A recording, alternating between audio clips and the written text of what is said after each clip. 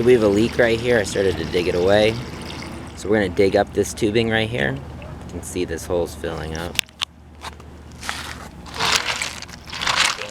I can see water gurgling here, so the hole's gonna be somewhere right here. I'm gonna turn the water off and we'll get started. Now I've got this pipe dug up and I can see right here, there's a compression spot.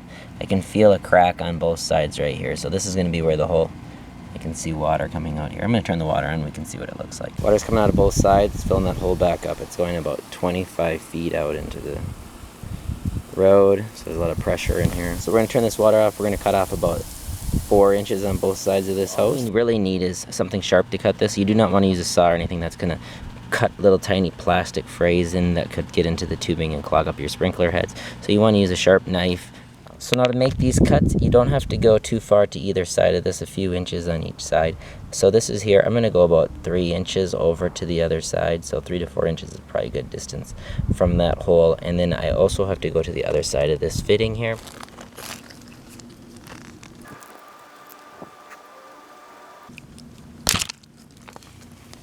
So there's one. Now as I make this cut, when I'm pulling on this tubing too, you don't want to pull too hard because you don't want to reflex the tube in another spot. This tubing is about 15 years old, so I'm just going to come to the other side of this tube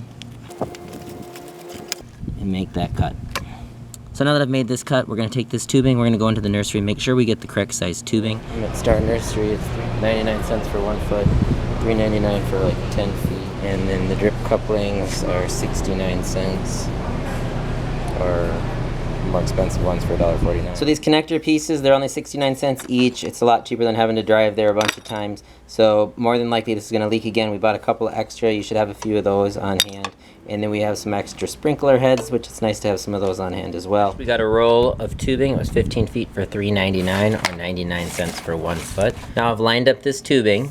And you can just use a kitchen knife if that's all you have. It doesn't need to be anything special. They do sell, cutting tools for this, but you don't need anything special. Mark our spot. We're gonna cut the tubing right there.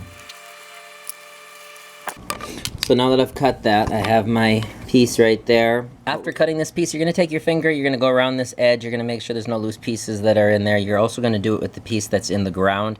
Make sure that there's no loose pieces that could go down and clog your sprinkler heads. We're gonna wet down the end of this a little bit and we're gonna slide this in. I'm gonna put the tubing so it goes halfway up this connector. I'm gonna put a mark here, so when I'm sliding this tubing into the connector, I know where to stop. Next, I'm gonna wet down this end a little bit.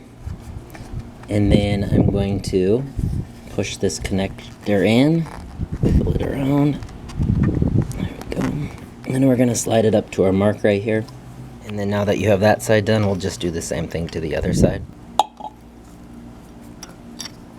And so we're just wiggling this up to that mark I made.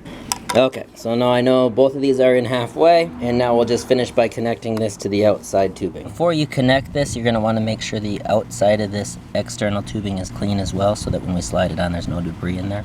So now I push this together, so I have one done, and I'm gonna come over to the other side, clean that off, and then I'll connect that. As you're pushing these connections on, make sure that you're not pushing too hard because this hose is gonna have a tendency to flex. You don't wanna take that old hose, have it flex, crack, and put another hole in it. So now that we've got this all connected, we're gonna reset that timer, we're gonna turn this on, we're gonna see if this is leaking. If it's not leaking, then what we're gonna do is we'll bury this back with the rock, reset our timer to the appropriate time, and we should be good to go. So the sprinkler system just turned on. I'm gonna let this run for about 10 minutes. So 5 minutes has gone by, and the tubes are dry. As of right now, they're dry. Now I've pulled this hose up. We want to actually have it down as low as we can. Before I bury this, I'm gonna make a little tunnel through here and get that hose down as far as we can. Now that I've made a trench, we're gonna push this down, and then we're gonna cover it. And then last, you'll spray it with a hose. This is dried already. The smaller sand particles will fall down into the rocks, and it'll look nice and finished. And it'll blend in with the rest, and hopefully this helps. Please like and subscribe. Thanks for watching.